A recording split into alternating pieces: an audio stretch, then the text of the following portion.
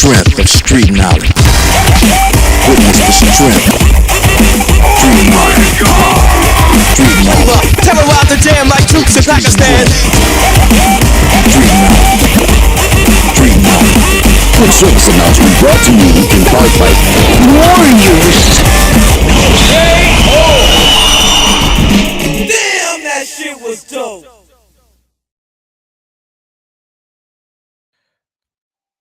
And welcome back to another Warrior Creed live stream with me, the Radical Majid Nawaz. The topic for today's stream is on your screens now, as you should be able to see. It's a topic related to MIDAZOLAM, the end-of-life pathway drug used by our National Health Service to, as is being alleged by surviving family victims, to involuntarily euthanize our elderly under the cover and excuse of COVID, but instead, rather, they were involuntarily euthanized using the drug MIDAZOLAM. Now, for the first time, obviously our regulars will be aware that we have been directly covering this story since its early days, prior to the medical inquest began by presided over by Dr. Julian Morris, the senior coroner.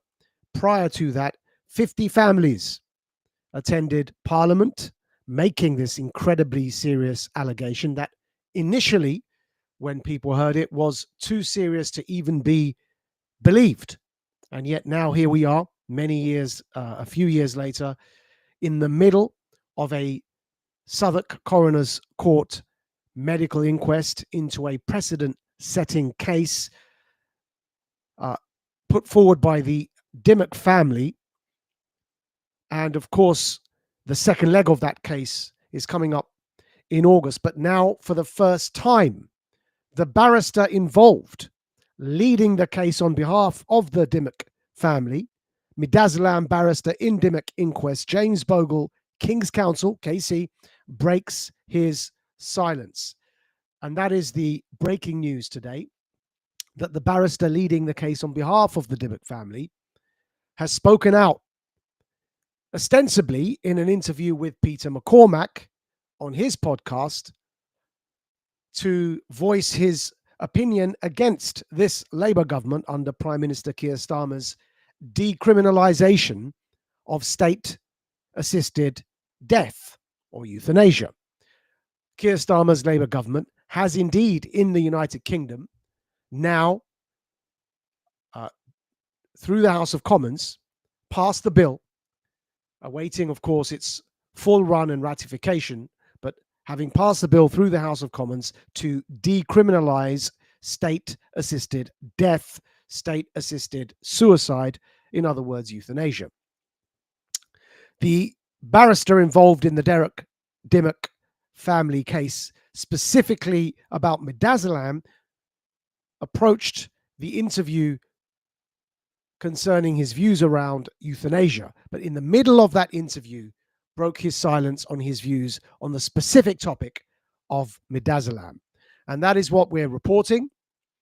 Breaking, as you can see on your screens, barrister James Bogle, King's Counsel, leading the precedent-setting MIDAZOLAM inquest into the death of Derek Dimmock for the Dimmock family at Southwark Coroner's Court, presided over by senior coroner Dr. Julian Morris, breaks his silence on MIDAZOLAM and morphine as end-of-life protocols being used to cause premature death during COVID. And he does so on Peter McCormack's podcast. And we're going to play for you the video of James Bogle, KC, in an interview, as we say, ostensibly about his opposition to state-assisted suicide, otherwise known as euthanasia. In the middle of that interview, for the first time, gives his view on the MIDAZOLAM story. And here he is, James Bogle, KC. Of shortening a life, let's put it that way, rather than putting it any more controversially, is to use, in combination, morphine and MIDAZOLAM. MIDAZOLAM is a sedative, and morphine is an opiate.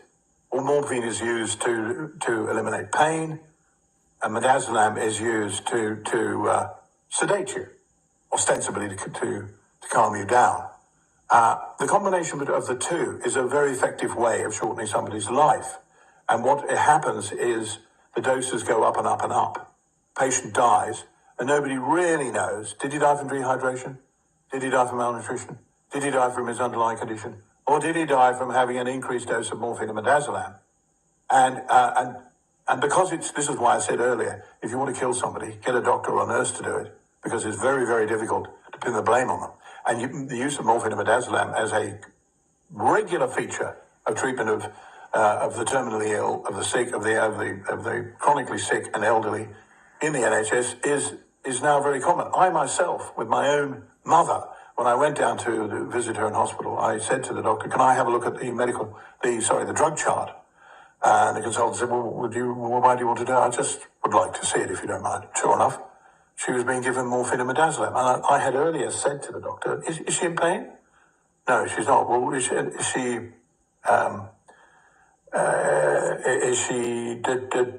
thrashing about, or is she in any way requiring a sedative?" "No." And then when I went to the drug chart, there's morphine and midazolam. Well, that sounds like malpractice. Well, it does, but it's very easy to get around that. It's very easy for a doctor to say, "Well, we wanted to make sure she was comfortable. We wanted to make sure that she wasn't agitated, so we gave her midazolam." Now, there you heard the barrister in the Dimmock family case for the first time in an interview about his opposition to state-assisted suicide, otherwise known as euthanasia, for the first time commenting on his view about involuntary state euthanasia using midazolam and morphine during the COVID period, ostensibly stating it was COVID killing these elderly patients, when in fact the reason they were dying is because they were prematurely put on end-of-life pathways where the state hastens the death on the assumption that, quote unquote, they're dying anyway, let's make it painless and smooth and quick. Now, of course, if you understand that context, you understand that the person or persons that get to make the decision that they're dying anyway is the person or persons in whose hands their lives rest. And so what happened during COVID, when it was a conveyor belt automatic decision that all of these patients were going to die anyway, because the assumption was that they had COVID, and this was prior to vaccinations being rolled out. Let's focus and zoom in on specifically the April 2020 excess death huge spike in the UK. There were no vaccines, and the assumption was all of these elderly will die of COVID. Let's place them on end-of-life care pathways, and the state then hastened their death using a combination of midazolam, a death row drug, and morphine. Now, midazolam slows down your respiratory system, and morphine is an opiate. Of course, it is a painkiller. So this begs the question, and by the way, there is no one disputing the fact that this procedure was rolled out, was in place. Its protocol name is NG163. Even those on the opposition side of the case, in the Dimmock family case, are not disputing that there were end-of-life care protocols in place, and that in the hospice, it wasn't an NHS hospital for Derek Dimmock, and therefore wasn't the NG163 name given to the protocol, though the Royal Trinity Hospice had its own end-of-life protocol involving midazolam. And the decision to place Derek Dimmock on that end-of-life care protocol was made, according even to the testimony of the Royal Trinity Hospice defense barristers in the inquest, was nobody disputed this fact. Their witnesses even testified to this, that the decision to place Derek Dimmock on an end-of-life care pathway was made with no formal medical assessment. So if that could happen in the potentially precedent-setting Derek Dimmock case, imagine if across the country during the panic of April 2020, there was a protocol in place in NHS hospitals called NG163, midazolam and morphine, as you just heard there from James Bogle mention, even his own mother was placed on it. And imagine the decision to put the elderly on that end-of-life care protocol, which is the conveyor belt to death, at least, using an opioid, and therefore they don't feel the pain. But it's a hastening of death nevertheless, using midazolam, a death row drug that slows the respiratory system down. Imagine the decision to place all the elderly onto that pathway was made by protocol, procedure, admin, and bureaucracy, which is the case. The only question then remaining is, what killed all of those people in the April 2020 spike? Well, James Bogle, the barrister in the potentially precedent-setting medical inquest, is hinting there at the fact that his own opinion now may well be, he's not just doing his job here as a professional barrister saying, I'm going to make the case for the family. He's hinting there in his clip that because his own personal experience with his mother, that his own opinion is also this, that the hospitals under the instruction of the health secretary at the time, Matt Hancock, were prematurely placing all of the elderly on end-of-life care pathways, regardless of whether or not they were diagnosed or not with COVID, because they were always able to place that on the death certificate afterwards. If you remember the died of COVID and died with COVID controversy, which again is now pretty much out in the open. But if you could, regardless, place COVID on their death certificate, and the cause of death could have been anything, which is what the procedure was at the time, that if they died during that time, put COVID on the death certificate. That gave them the cover to prematurely place an entire bunch of elderly people onto the end-of-life care pathway, NG163, and to hasten their death using a combination of midazolam and morphine. And the rest of this stream is going to be dedicated to why James Bogle is correct to be concerned about this on a personal level, and why he is now being vindicated, because not just as we've been covering from the early days on the Warrior Creed live stream is the UK affected by this, but now new evidence has emerged, which we'll go into during the course of this live stream, that they have found exactly the same conclusions as Dr. Wilson Tsai's Australia peer-reviewed research paper into the UK deaths. They found exactly the same conclusion in Canadian research, and it's being testified in Ireland that the same thing happened there too. And in addition, in the United States of America, which even made it to the Joe Rogan show, the midazolam story has blown up. It's gone global. The US, Canada, Ireland, and the UK, according to research from Australia, are all now talking about the use of midazolam combined with morphine to prematurely hasten the deaths of the elderly using COVID as cover. This story isn't going to go away. It's only going to get larger and larger, as this stream is now going to demonstrate. So James Bogle, the family barrister in the medical inquest, presided over by the senior coroner, Dr. Julian Morris, James Bogle is correct to be concerned, even on a personal level, at the way in which midazolam was used. And the context of all of this must not be forgotten, because the UK state is aware that this story is going to blow up. So what they are trying to do very quickly is react to the fact that the story has grown out of their control.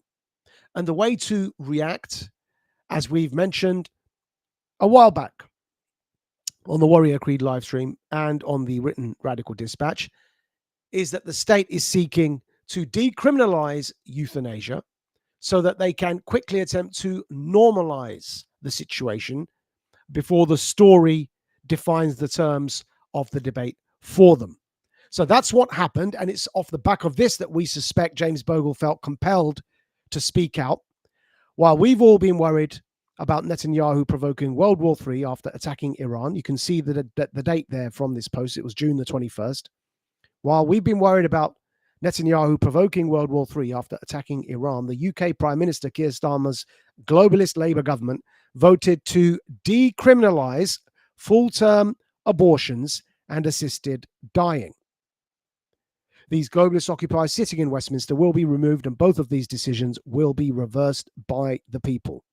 But that is the context in which James Bogle made his intervention, because he, like others who are addressing this story, understands that if you decriminalize state-assisted suicide or euthanasia through the House of Commons, as Keir Starmer's Labour government has now done, you are providing cover, a democratic, popular cover, to protect Health Secretary Matt Hancock, Chris Whitty, and all of the others, Dr. Luke Evans, the Conservative MP in Parliament, Dr. Death, who aided Matt Hancock as Health Secretary in rolling out these procedures. Sir Andrew Dillon, the former CEO of the NG163 body that formulated this protocol called NICE, that devised these guidelines, and then went on, in fact, to be director at the Royal Trinity Hospice himself. All of these men and women that work with them as well, all of them would be provided moral and democratic protection, shielded, if the House of Commons were to decriminalize state-assisted death or euthanasia. And that's what they are seeking to do, because it's becoming increasingly undeniable that the state did assist and hasten the death of thousands upon thousands in the care homes and hospices in this country using COVID as cover.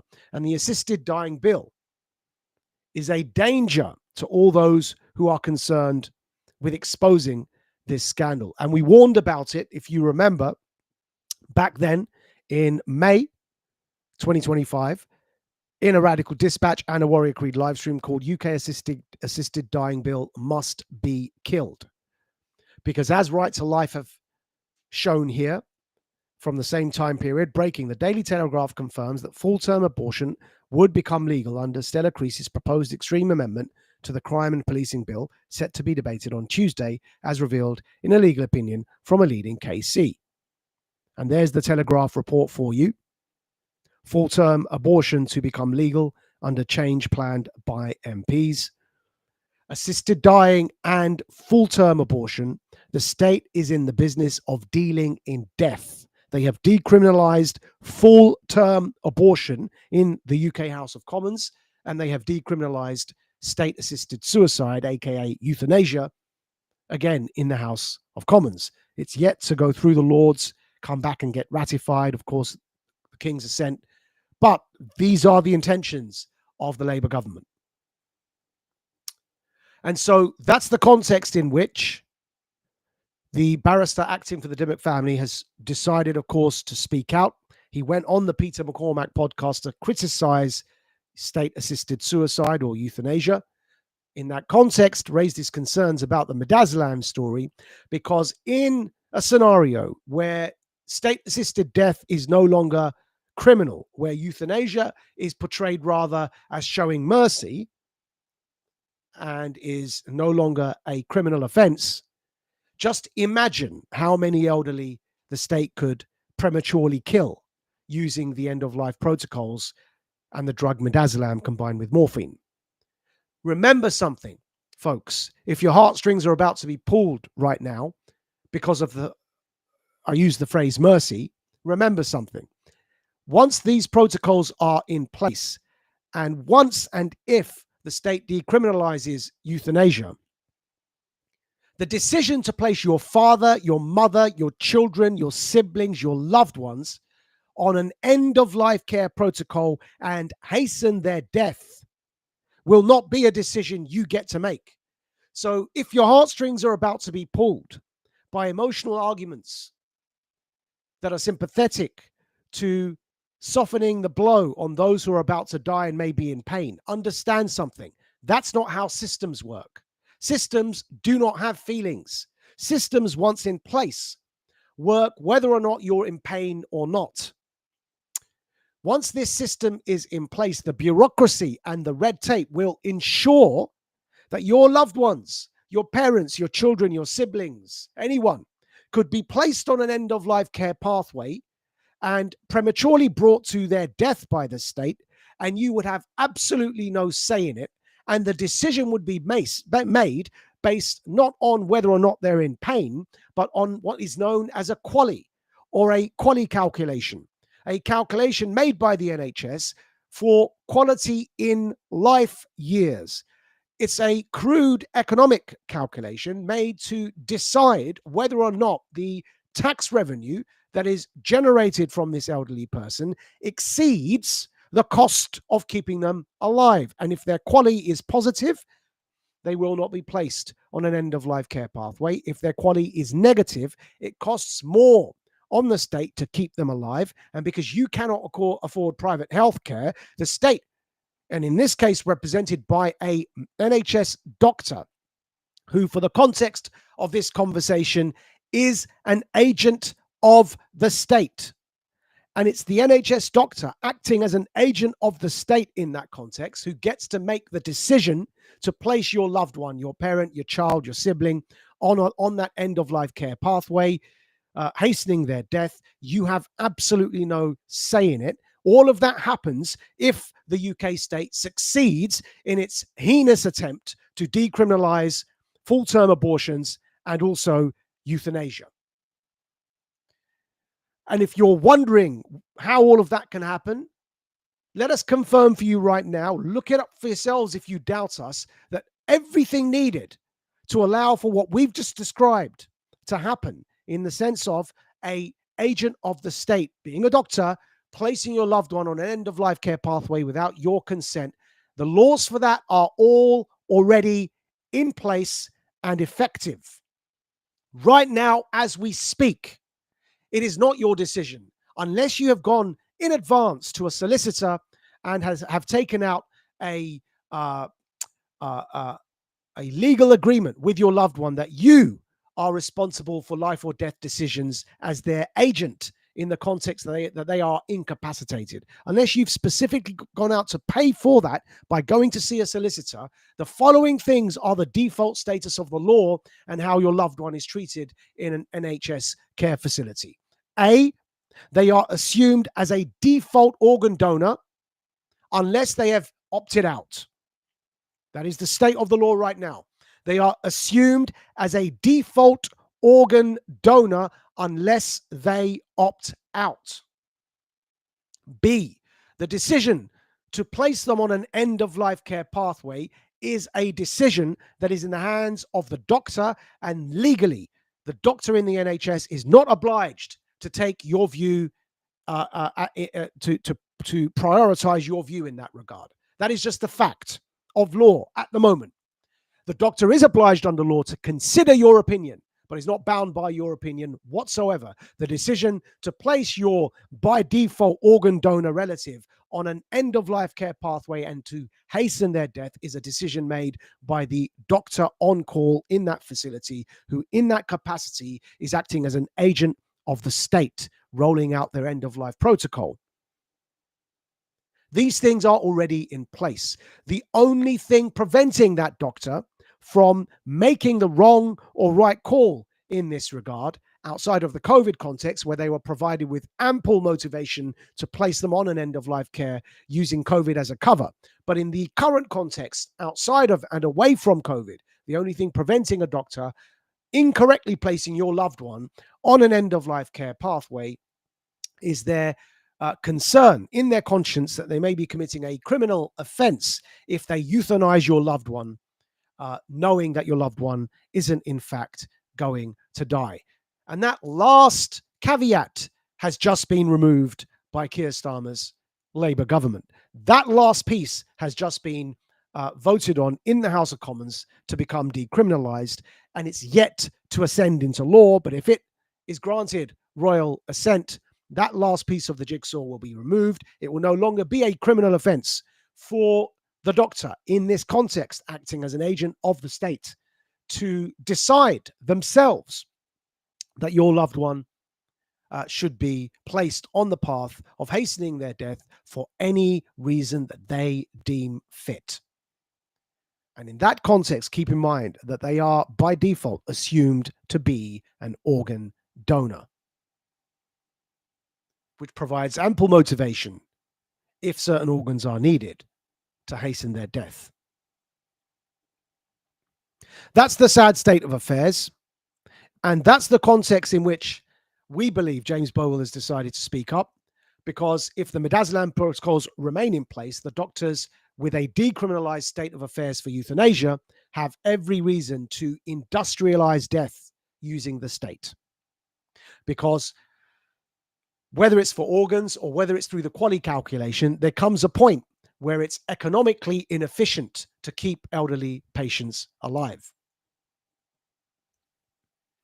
This story is outrageous enough, but it doesn't stop there. As we reported in April, when we were reporting on the adjournment to the medical inquest set to resume in August, the second half of this headline is that the director of the Royal Trinity Hospice, Sir Andrew Dillon, who, by the way, was the CEO of the body that devised the NG163 guideline, midazolam and morphine as an end-of-life care pathway, that same Andrew Dillon, when he left the body that formulated NG163, became a director at the Royal Trinity Hospice, where Derek Dimmock was, according to the family, prematurely brought to his death by the hospice without their consent and with no formal medical assessment, as even agreed to by those representing the Royal Trinity Hospice in the medical inquest. Andrew Dillon, Sir Andrew Dillon, was a director at the hospice during this time. Remember that key piece of information as we continue in this stream today. Because if you remember, we mentioned that he's on the run. Literally a day before the medical inquest presided over by Dr. Julian Morris began, Sir Andrew Dillon, the architect of the NG163 midazolam and morphine protocol at NICE, who was then at the Royal Trinity Hospice, resigned again. One day before the medical inquest resigned, he resigned from the Royal Trinity Hospice. The same man prior to that, when the April 2020 death spike happened, he resigned from the body that formulated the NG163 pathway. It's twice he's resigned, just as news breaks about deaths. What's he running from? Well, that's why we say this story isn't going anywhere, and it's now been covered stateside by Joe Rogan. As you can see here, Dr. Mary Talley-Bowden confirms to Joe Rogan that hospitals involuntarily euthanize patients during COVID.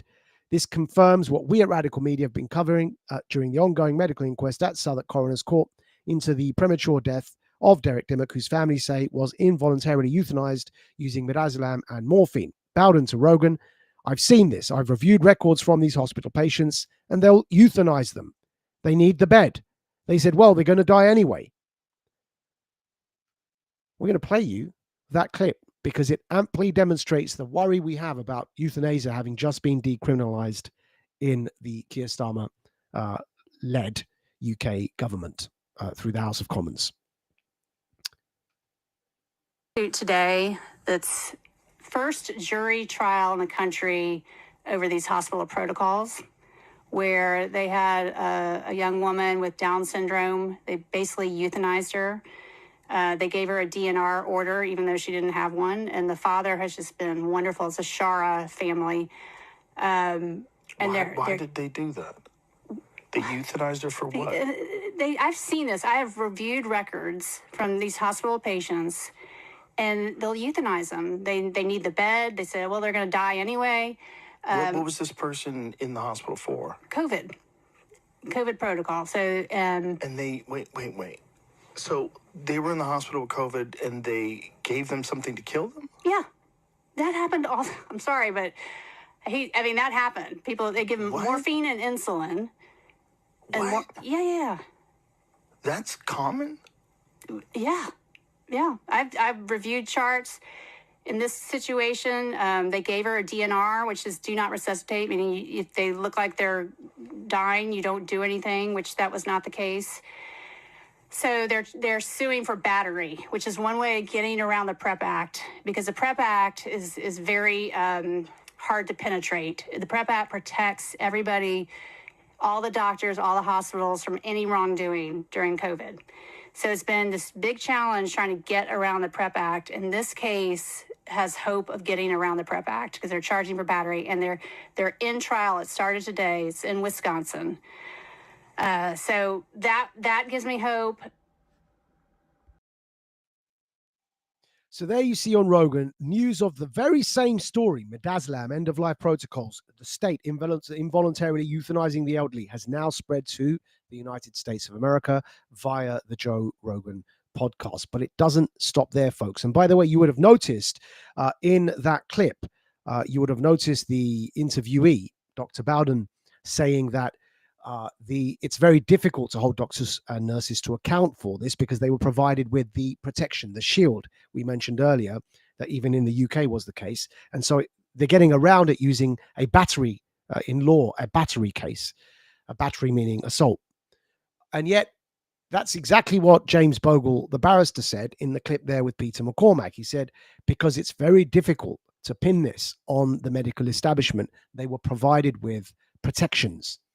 And that's why it's so important that this story is given the oxygen to breathe, because the barriers to getting through on this are that much more greater. But the story is continuing to grow. You just heard there from the US. Now we're going to go to Canada, because a new report has just confirmed exactly this in Canada, and that should be on your screens right about now. New report confirms COVID death spikes in 2020 were driven by hospitals, not a virus. July the 1st, 2025, by Frank Bergman there for slaynews.com. We're going to read a section in that, because in right down to the exact wording that the Dr. Wilson Size Australia paper found for the UK situation is found in the Canada report. You can see there a quote from the report. The 400-page report, authored by researchers Joseph Hickey, Dennis Rancourt, and Christian Linnard, lays out the case that the deadly first wave from March to May 2020, you see, it's exactly the same period we're looking at, right? The 2020 first wave death. In the UK, it was April. They're looking at March to May, so April, in the middle of there, okay? It's exactly the same period, which indicates, just like they synchronized lockdowns around the world, they synchronized what it's appearing to be the case, end-of-life protocols around the world. We're going to continue reading from the Canadian research now into the second line.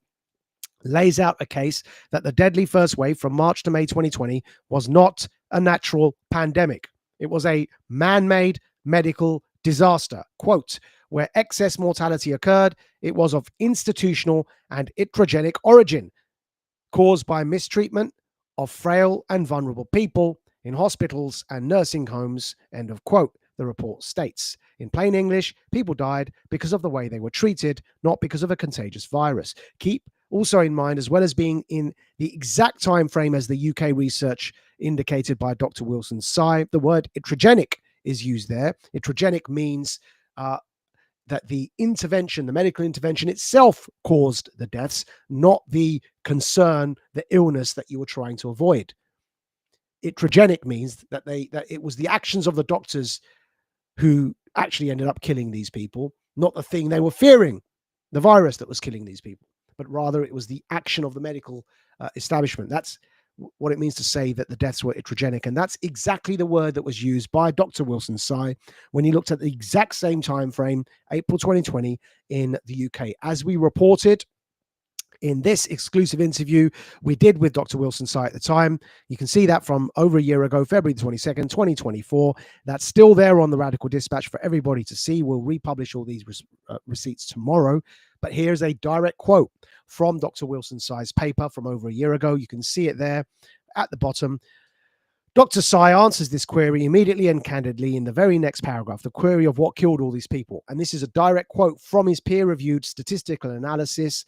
And we're going to read it. The UK COVID-19 pandemic was iatrogenic, i.e. deaths caused by the medical intervention itself. That's our explanation there. To continue reading the quote, created with widespread and persistent use of midazolam injections in all regions of England, particularly in care homes, under a systemic policy of euthanasia. The nature of the euthanasia needs further investigation. Statistically, midazolam injections were highly correlated with UK excess deaths throughout the pandemic, overwhelming COVID-19 disease or vaccination as other possible explanations for excess mortality. You can see Dr. Wilson-Tsai using the exact word iatrogenic, just as the Canadian research did use for exactly the same period of excess death, April 2020. Dr. Wilson-Tsai's peer-reviewed statistical analysis concludes that no other correlation, not vaccines, not COVID deaths, nothing else correlated with the April 2020 deaths. The only thing that correlated was the use of midazolam injections. And the specific paper that in Canada that has now confirmed Dr. Wilson-Tsai's peer-reviewed statistical analysis. It's a corroboration of a peer-reviewed paper that has been up online and on our Radical Media page for over a year with no refutation. Nobody's even attempted to respond or rebut it. Now it's been confirmed by this Canadian research paper. And here is the Canadian research paper on your screens. Constraints from geotemporal evolution of all-cause mortality on the hypothesis of disease spread during COVID. You can see the authors there, Dr. Joseph Hickey, Dr. Dennis G. Rancourt, and Dr. Christian Linard. Its links where it's published and so on and so forth are all there. We will publish these receipts for you tomorrow in the written version of this stream, The Radical Dispatch. To read a quote directly from that corroborating piece of research that corroborates Dr. Wilson-Tsai's peer-reviewed statistical analysis on the midazolam deaths being caused by the state prematurely. I'm going to read this corroboration for you from the Canada paper. Correlation reports 13th of June 2025. Correlation has published a new report entitled Constraints from Geotemporal Evolution of All-Cause Mortality on the Hypothesis of Disease Spread During COVID, authored by Joseph Hickey, Dennis G. Rancourt, and Christian Linard. Using high-resolution geotemporal all-cause mortality data, the authors show that mortality patterns during March to May 2020, in other words, April 2020, in Europe and the USA are incompatible with the dominant paradigm of having been caused by person-to-person spread of a novel infection virus.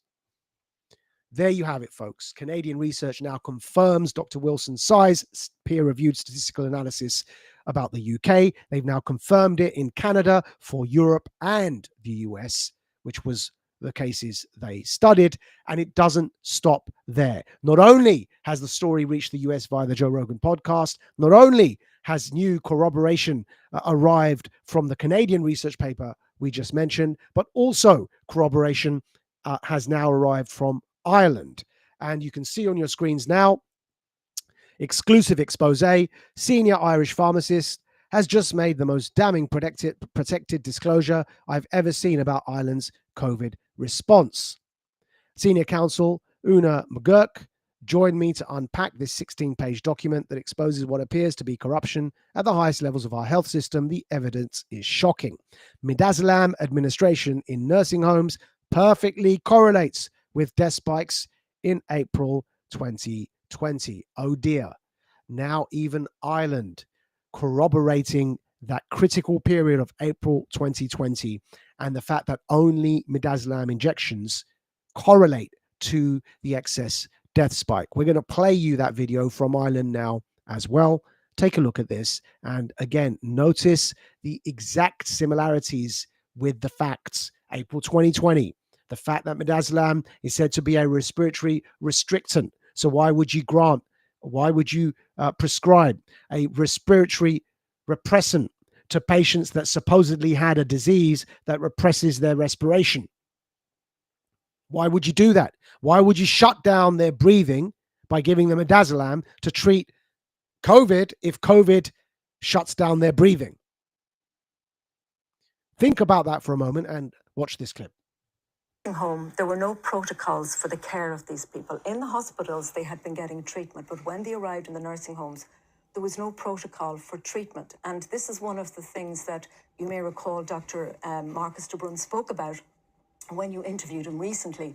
In fact, he was so incensed by this policy that he actually resigned from the medical council because he saw that there were no treatment protocols.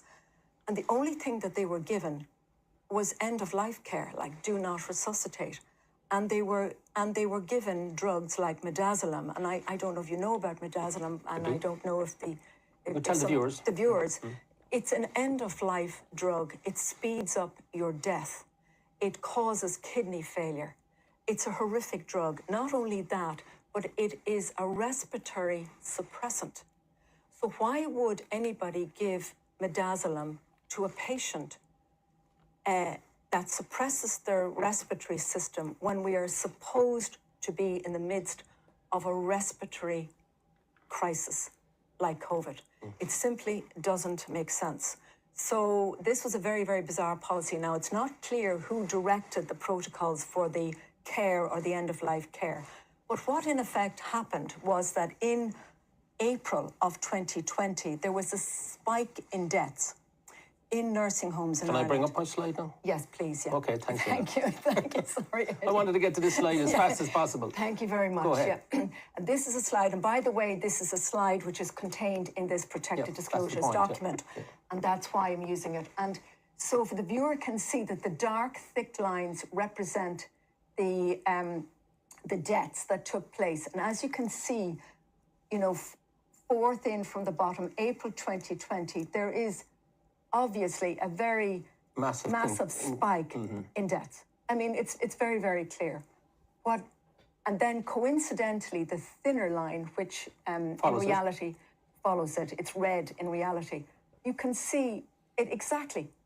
There's a huge spike then of that thinner line. That thinner line represents the administration of midazolam. So the protected disclosure from Ireland confirming the correlation between midazolam injections and the April 2020 excess death spike. The paper in Canada confirming the April 2020 spike correlating with midazolam injections for the countries they studied, which were in the Canada paper, Europe and the US. Dr. Wilson Tsai's paper, he's based in Australia, confirming that in April 2020, the only thing that correlates with a huge excess death spike in the UK was midazolam injections. The story is going to blow up. And in the context of the UK state, via Keir Starmer's controlled House of Commons, seeking to decriminalise euthanasia, you need to understand what's going on here. And we suspect this is why the barrister in the Dimmock family case chose to speak out in the way he did. Now, at this stage, some of you may be attempting to feel a bit clever, such as this chap here online, who asked the question, well, it wasn't really a question, it was an assertion, but nevertheless, a attempted clever assertion. We'll read it for you. While I certainly think the government and related bodies should be held to account, correlation and causation are not the same thing. You don't say. We'll carry on reading. You'd expect drugs used in palliative care to correlate with deaths, while cases wouldn't directly correlate because COVID affected the old the most. So this is an attempted obfuscation. And obviously, in statistical analysis and scientific method, correlation and causation are related, but are not exactly the same thing. Obviously. Our response to that is as follows. Sure, we'll bite. The undisputed April 2020 excess death spike was so large that it caused the nation to go into multiple lockdowns and mandates. Keep in mind, now we know that wasn't just in the UK, in Ireland, in the US, in Europe, and the UK. It was exactly the same thing at exactly the same time with exactly the same month, April 2020, when these death spikes occurred, and the exact same medicine, midazolam, was used. To continue reading. The April 2020 death spike was so large that it caused the nation to go into multiple lockdowns and mandates. This means something was killing people. What was it? One, again, it was not COVID, as new COVID cases do not match deaths. We're going to show you the image of that graph. And anyway, COVID has a parliamentary Hansard recorded infection fatality rate of 0.096%, which is similar to the flu. This spike was abnormally far higher than similar to the flu deaths. So, point one, something caused the April 2020 huge spike in deaths. Was it COVID? Well, according to Dr. Wilson Tsai's peer-reviewed statistical analysis, looking at the data, confirmed now by the Canadian research and the protected evidence released from Ireland, it could not have been COVID. Here is Dr. Wilson Tsai's graph. We've written above there, this is from the Radical Dispatch, we'll publish all these receipts tomorrow. Statistically, COVID cases simply do not correspond to COVID deaths. This is the April 2020 figures. You can see written clearly underneath the dates are there. The red is monthly new COVID cases, and the green is monthly new. So the red is monthly new COVID deaths, and the green is monthly new COVID cases. And they simply do not correlate. The deaths and the cases do not correlate. COVID deaths did not correlate in April 2020 or any time afterwards with COVID deaths. It could not have been COVID that caused all those deaths. The only thing, we're going to carry reading to our response now. It couldn't have been COVID because the cases do not correlate with deaths. We'll go to point two. Vaccines could not have killed them, though they did great harm later on, because they had not yet been rolled out in the UK by April 2020. So the second point is something caused those April 2020 deaths. Couldn't have been COVID because COVID cases did not correlate to COVID deaths, so they don't match. It couldn't have been vaccines because vaccines weren't yet rolled out. So what killed all those people in April 2020? Point three, the April 2020 death spike must have been caused by something. The only intervention to correlate with over 90% coefficiency was the state's execution of end-of-life protocols NG163 using midazolam, which is a death row drug. Now we're going to show you that graph from Dr. Wilson Tsai's peer-reviewed statistical analysis. The only thing that correlates with the April 2020 excess death in the UK isn't COVID deaths, COVID cases, and it isn't vaccines. The only thing that correlates is on your screens right now. Look at that. The red line and the green line, almost identical. That is showing you the COVID monthly deaths and the administration of midazolam injections. So what this demonstrates clearly is the following. Going to point four. We have presented a peer-reviewed thesis. It is now down to you to use data, not feels, to show otherwise. That is a scientific method. That is what follow the science means. From the health secretary down, the entire medical establishment was prematurely terminating people as a matter of protocol in care homes and hospices by inducing death via end-of-life protocol NG163, involving the use of an opioid plus midazolam while using COVID as cover on the death certificates. As Dr. Wilson Tsai's peer-reviewed statistical analysis shows, rest assured, he understands the high school distinction between correlation and causation, as it shows by labeling it iatrogenic. The entire death rate was self-induced by the state. And so there we have it. Yes, the high school distinction between correlation and causation is understood by Dr. Wilson Tsai, who is a statistician. And despite that, we're able to demonstrate that where there can be no other explanation for the April 2020 death spike, then the only thing remaining that correlates, which is midazolam, must be the explanation for those deaths. If it wasn't COVID, because COVID cases do not match COVID deaths during that period, and if it wasn't vaccines because they had not yet been rolled out, what caused the April 2020 excess death? We've demonstrated that the only thing that correlates with that death is the decision by the state to put the elderly on end-of-life care protocols and use midazolam to hasten their death. If you have another theory, present your data. Because there is no other data showing anything else. This is what Dr. Wilson's size paper, statistical analysis, peer-reviewed, showed of the UK. Protected evidence now unsealed in Ireland is showing the same thing. The research paper from Canada is showing exactly the same thing for Europe and the US. If you have another theory, show us your evidence. Where's your data? Where is your statistical analysis? Take all the macro data of all the deaths and all the COVID cases and the administration of midazolam through all the drug charts, combine it all as these researchers have done, and show us your graphs that show us what caused the April 2020 death spike. If it wasn't the decision by the state to give them midazolam, which is a death row drug that slows down their respiratory system until they suffocate to death, but delirious under the effects of opiates such as morphine. If it wasn't that, then demonstrate to us what it was. It could not have been COVID because COVID cases do not match those deaths. Besides, COVID has an infection fatality rate that should not have shown a spike in deaths in that way that panicked the nation so much that we were panicked by those in power so much that we were thrown into multiple lockdowns. If it were COVID, that April 2020 death spike, let alone the fact that the cases don't match the deaths, even hypothetically if they did, that death spike would have looked similar to the flu.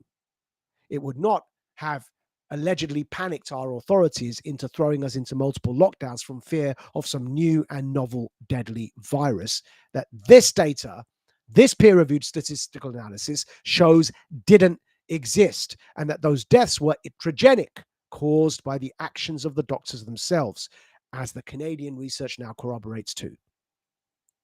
It's open shut, folks. The story is going to blow up. It's unavoidable. The evidence is, insofar as a scientific method goes, currently irrefutable, unless stronger evidence comes along, and nobody for over a year has even attempted to refute Dr. Wilson's size paper, let alone succeeded. That's where we are.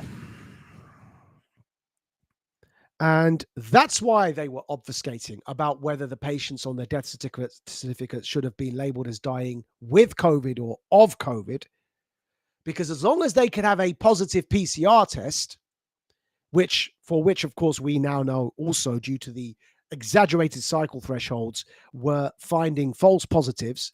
But as long as they could have some form of clinical assessment that this person has a flu, they could put COVID on the death certificates and complicate the question around COVID death. And this is what Matt Hancock has also recently admitted to. As you can see on your screens now, posted by @NG16322, Matt Hancock said, working out whether a death was due to COVID-19 or not is not a trivial task clinically. And then NG163 account writes themselves, question is, did everyone who died on the guideline you authorized for COVID-19 NG163 have midazolam plus an opioid on their MAR drug chart? That's a very, very good question. We're going to show you now, Matt Hancock, making this exact conflagration or obfuscation around what caused the deaths and whether it was with COVID or of COVID on the death certificates. Because keep in mind, once they placed them on the end-of-life care pathway, they needed to pretend it was COVID that killed all those people to conceal the fact that it was their own actions using midazolam. Remember, COVID cases did not match COVID deaths in that death spike, despite what you're about to hear from Matt Hancock. When people, how should I put it, working out whether a death was due to COVID-19 or not is not a trivial task clinically. Chris Whitty is more eloquent on this than I'm being. And therefore, working out what was non-COVID, what was COVID, and separating out that also, was if there was a care home resident who went into hospital and died, making sure that doesn't double count. That's a sort of tractable administrative challenge. But then there's genuine, deep clinical challenges, which is when somebody who's very frail dies, what they died of is a difficult question. And therefore, there were both tractable and intractable problems with the data. Does that make sense? Yeah. I understand that, and I think the answer to my question was yes, you would have rather had it earlier on. Yeah, of but there are course. various practical reasons why it may not be possible to ascertain in the level of detail what is a death from COVID or a death of COVID. I understand. Death with COVID, and the but the question, the answer to your question, would it have been better to have the data earlier? Yes. The real question now for the country now is, will we be in a position to have this sort of data right from the start next time? And I.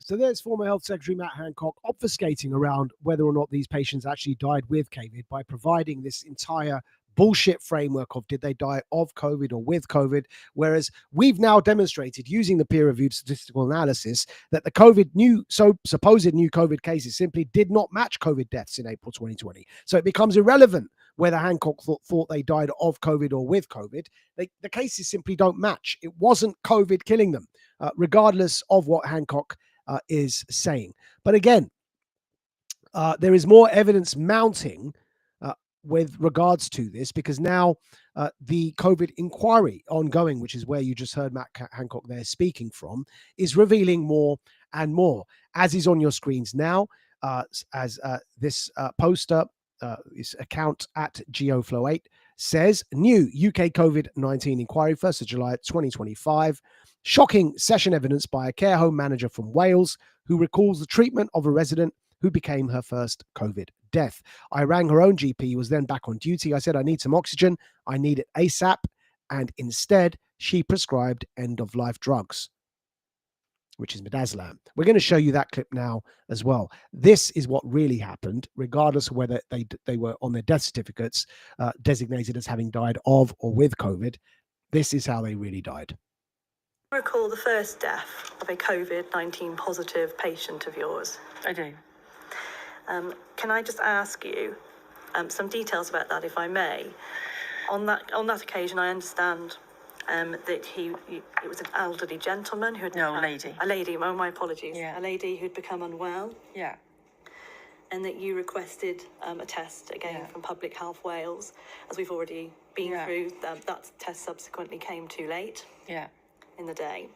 But I want to concentrate, if I may, upon your requests for medical assistance and oxygen in particular. Yeah. Her oxygen levels were low. Yes. And you sought a prescription, is that right? That's right. And what response did you get? This lady became quite poorly very quickly. She was a very fit lady, and I noticed she became quite poorly. Her temperature was rising, and she did start with a bit of a cough. So we rang the GP. Of course, with the Wi-Fi, we couldn't get an accurate picture because the Wi-Fi would break up, so she couldn't see her. So I said to the GP, she was a locum GP, she wasn't a local GP, and I said, I need some oxygen for this lady and some antibiotics. So she prescribed the antibiotics, and she did say to me, how do I do the oxygen? So I said, well, you write me a prescription, we come and pick it up, then we take it to the chemist, and then we get some oxygen, or whichever body where we take the prescription to, and we get the oxygen. So she said that, well, the prescriptions will be here tonight. So we picked up the prescription from the GP's practice. By this time it was 6 o'clock, so everywhere was closed. So I couldn't get any oxygen. So the very next day I rang her own GP, who was then back on duty. And I said the same thing to them. This lady's deteriorating overnight. She's very poorly. I need some oxygen.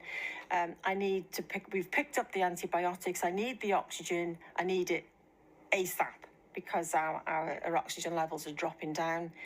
And she prescribed end-of-life drugs. And we never, ever got the oxygen, ever.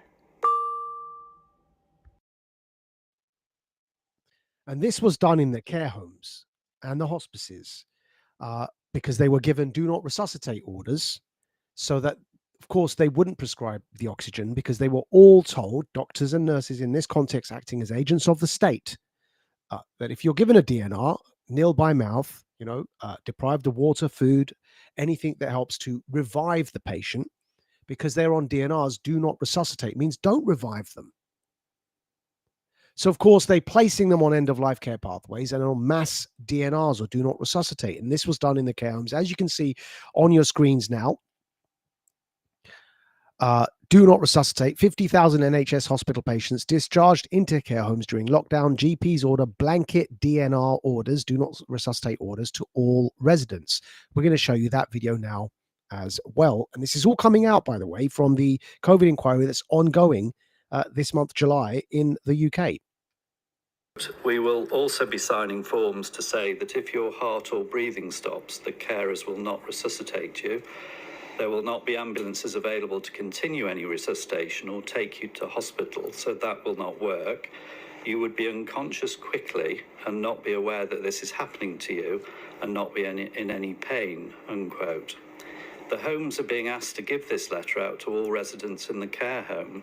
Apart from this being extraordinarily upsetting letter for people to deliver to already vulnerable and anxious residents and families, it is essentially telling people that they will be left to die. I ask questions on behalf of the COVID bereaved Families for Justice UK, and I have just one topic and a few questions. It's an important topic. It's DNA CPRs, which, as you'll appreciate, is a very traumatic topic for quite a number of the families I represent.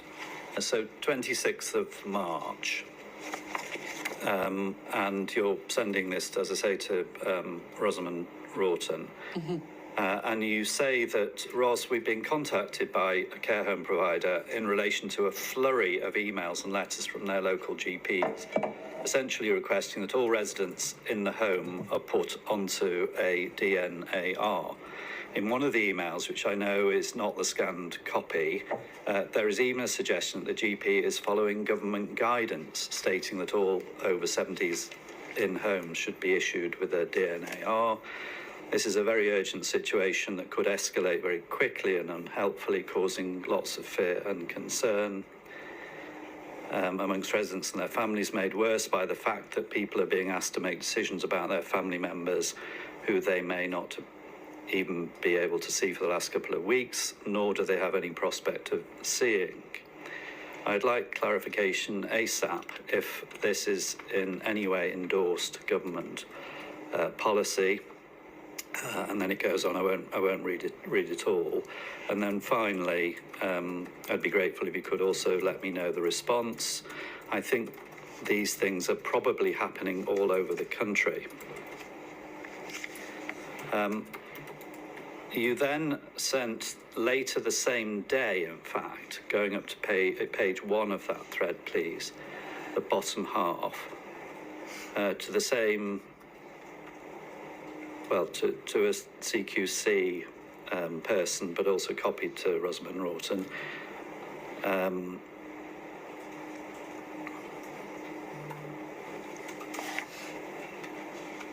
Sorry, I've lost my reference. Just give me a moment.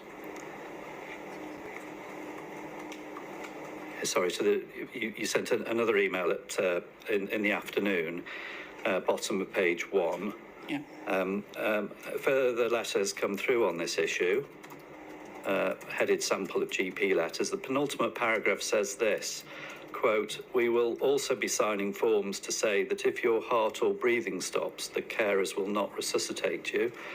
There will not be ambulances available to continue any resuscitation or take you to hospital, so that will not work. You would be unconscious quickly and not be aware that this is happening to you and not be in any pain," unquote. The homes are being asked to give this letter out to all residents in the care home. Apart from this being extraordinarily upsetting letter for people to deliver to already vulnerable and anxious residents and families, it is essentially telling people that they will be left to die. Where was the decision to ration resources in this way made? And then you continue in terms of community health and the CQC. Just two points arising from that. Your emails suggest that there were multiple GP practices involved. Are you able to help us in how widespread you understand this issue was at the time? So on that day that we had received note that there was a flurry of emails. So that was the description. That I couldn't quantify that anymore. But I was aware from talking with other colleagues in other organisations like my own that they were also aware that other groups of people had received these messages. Not an outlier. But it was. I think it was an early, a bit like I was describing earlier, an early indication of something that we wanted to stop before it got more. But it was not. This definitely not the suggestion. It was one letter alone. No, indeed. And you say, as I've just read out, I think these things are probably happening all over the country. And is that because the accounts you're receiving were coming from different areas? So the provider I was talking about was a national provider. So they were reporting it was from different parts of the country. Yes, thank you. To your knowledge, who was instructing, if anybody, who was instructing GP practices to put DNA CPR notices such as this in place? I never had any answer to whether there was any instruction around that. So, blanket DNR orders put in place by the state for the elderly, do not resuscitate. And while they're on these do not resuscitate orders, this is what happens, as registered nurse Zandra Lewis has testified. Registered nurse Zandra Lewis states she was instructed to euthanize patients with midazolam and morphine and withdraw water, which is NHS guideline NG 163. While they're under DNR orders, blanket DNR orders, as Zandra Lewis herself has said, the patients were then provided with midazolam. We'll place the video for that with Zandra Lewis in tomorrow's Radical Dispatch and all the other receipts as well. But the evidence is mounting up to a point now where simply it becomes a matter of culpability. Whose decision was it? Who made these decisions? Well, of course, it starts right at the top with Health Secretary Matt Hancock, who has admitted, he's confirmed that he is responsible for the decision. As you can see here, Matt Hancock confirms it was his decision to discharge 50,000 elderly hospital patients into care homes during lockdown, leading to 30,000 excess deaths in just 10 weeks. He claims it was the least bad option. Here is Hancock confirming that this was him and a bunch of people with him, but that he is ultimately responsible for the decision. Can I turn, please, to ask you about the hospital discharge policy, Mr. Hancock? And at the outset, can we be clear? Was it one person's decision? No. Right. Who or which department's decision was it? Well, it was formally a government decision. It was signed off by the Prime Minister. It was really driven by Simon Stevens, the Chief Executive of the NHS, but it was widely discussed, both in the department, with the NHS, and with the centre. Yeah, you said in your statement, in fact, that NHS England insisted on the policy. Yes. And you later in your statement said, although I did not take the decision, I take responsibility for it. Yes, for two reasons. The first is it was a decision of the government, and I was the Secretary of State. And I take responsibility for all of the decisions in the area that I was responsible for. The second is that whilst this is obviously an incredibly contentious issue, as I also said in my statement, nobody has yet provided me with an alternative that was available at the time that would have saved more lives. There are things that we can do now, and indeed should have been doing for the last 3 years since this inquiry was set up, to make sure we're better prepared, and we went through some of those right at the start. But obviously, having racked my brains about this and thought about it incredibly hard, and in preparation for this inquiry, having gone through all of the paperwork, I still can't see a decision that would have been less bad. None of the options were good. No. Do I take it that it was, from your perspective, the least bad decision, the least worst decision? That's exactly my view, is that it's the least worst decision that could have been taken at the time. But it was a decision nonetheless that you agreed with at the time. I accepted it. I wasn't the driving force, but it was the decision of the government, yes. The question I asked you, was it a decision you agreed with at the time? Yes. I defended it at the time. And whilst I wish that there had been a better option, I still can't find one. Now, in the run-up to the decision and the letter going out from NHS England on the 17th of March, there were a number of meetings about this, and I'm not going to take you through all of them. It includes COBRA, various pandemic meetings, departmental meetings. And then there were informal discussions as Quite. Pick your poison, drink it down. Hope you enjoyed, son. You did your mother proud. The water's been boiling. You don't seem to hop out. We all run in circles in this wicked town.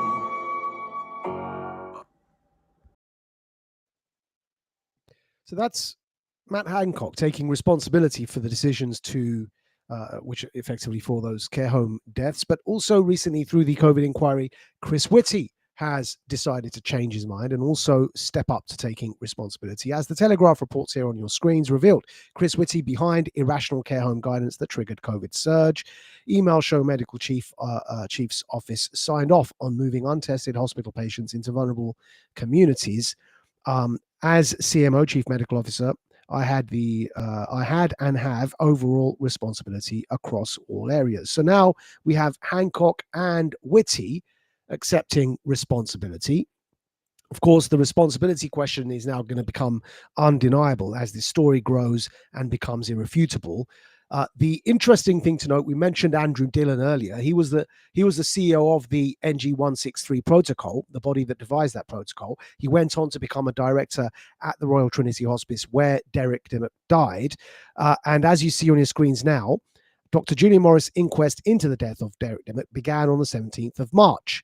But here's the Companies House entry stating the date of Sir Andrew Dillon's resignation from the Royal Trinity Hospice, one day after the inquest began, on the 18th of March. And you can see the entry there from Companies House on your screens. And you can see resigned on 18th of March to the right in the middle of your screen. And that is the official entry for the directorship of Sir Andrew Dillon at the Royal Trinity Hospice. Another person responsible resigned one day before the inquest into a death at his hospice, the death of Derek Dimmock, began. They are all on the run. They are attempting to decriminalize euthanasia because they are so badly on the run. But the story is not going away, as GB News' Beverly Turner recently commented on as well to the chairman of Nigel Farage's Reform Party. Well, Zia Youssef, I love to hear you say on GB News that there should be prosecutions over COVID, including the Chief Medical Officer of England, but we need to talk about what really happened. It's simply not true that all those elderly died, quote, from COVID. You must look into Midazolam, Remdesivir, do not resuscitate orders, and ongoing, yes, really, excess death numbers. We need faster, harder lockdowns, and they will be the result next time if you don't look under the right stones now. And she's also tagged the other GB News host, Michelle Dewberry. Beverly Turner's intervention here is spot on. It's exactly as we've described over the course of this stream.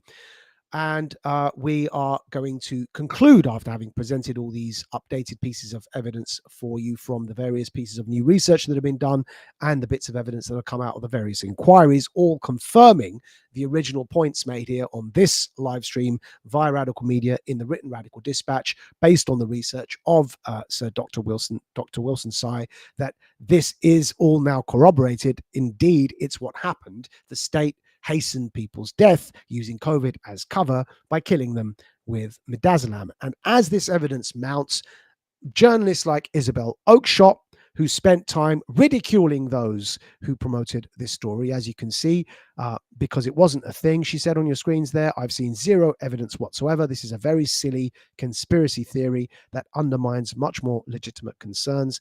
That's dated there from 2022. We've said we're happy to talk anytime, Isabel. The evidence is now undeniable. Here is journalist Isabel Oakeshott denying the story back in 2022. There's the peddling the MIDAZOLAM theories. So I'm under a lot of pressure on Twitter from people that I don't think have a particularly rational view of some aspects of the pandemic response. And some of those individuals seem to be suggesting that there was a systematic policy of euthanizing old people in this country in a way that isn't just about, easing their final moments because they were about to die anyway, but it was in some way calculated to diminish the elderly population. I'm never going to believe that. And the more that they push it, the less inclined I am to look into it. Well, we are probably quite sure that Isabel Oakeshott is less confident of her assessment that you just heard there made in 2022. We invite Isabel to talk. We are always happy to talk at any time. The evidence is undeniable. And the inquest into Derek Dimmock's death, led by, on behalf of the family, James Bogle Casey, who you saw at the top of this stream, that inquest will resume at Southwark Coroner's Court from Monday, the 11th of August, 2025, until Friday, the 15th. Monday to Friday for that week is scheduled for 5 days, the concluding half of the potentially precedent-setting medical inquest presided over by Senior Coroner Dr. Julian Morris into the death of Derek Dimmock, whose family claim that he was killed by the state, which hastened his death using midazolam and an opiate without their consent, and therefore was killed involuntarily, euthanized by the state. If that is found to be either unlawful killing or accidental death in this inquest, it potentially opens the doors up for all those thousands of others that new research from Canada has found, corroborating the research by Dr. Wilson Tsai from over a year ago, that new research has found killed all the elderly in the care homes in America, Europe, and the UK at exactly the same time, April 2020, and that the only thing that correlates with those deaths was the use of death row drug midazolam, suggesting very strongly that there was a coordinated policy by globalist controlled regimes to hasten the death of the elderly using COVID as cover in April 2020. That's what the evidence points to. That's what the statistics point to. That's what the data points to. And anybody who would seek to deny this story must now present their own peer-reviewed statistical analyses that refute those that we have just shown you over the course of this stream. Stay tuned on this story. We'll be covering the inquest on the 11th of August and every day until the Friday, until it ends, from the actual court, from Southwark Coroner's Court. We'll be covering it as we were covering the first half, live posting from inside the inquest, and of course with interviews and updating you via Radical Media as this story continues to unfold. Until next time, that's all we've got time for today on the Warrior Creed live stream. You've been listening to the Radical Majid Nawaz. The written version of this stream with all the receipts will be published tomorrow via the Radical Dispatch. You can find that on majidnawaz.substack.com, and that's where our Radical Media page is based. We encourage everybody to become premium subscribers to gain access to the paywalled content and the audio video podcast Warrior Creed, which is available there too. And until next time, thank you for bearing with us. You are now about to witness the strength of street knowledge. Witness the strength of street knowledge. Street knowledge. Terrorize the jam like troops in Pakistan. Street knowledge. Street knowledge. Quick service announcement brought to you in part by Warriors.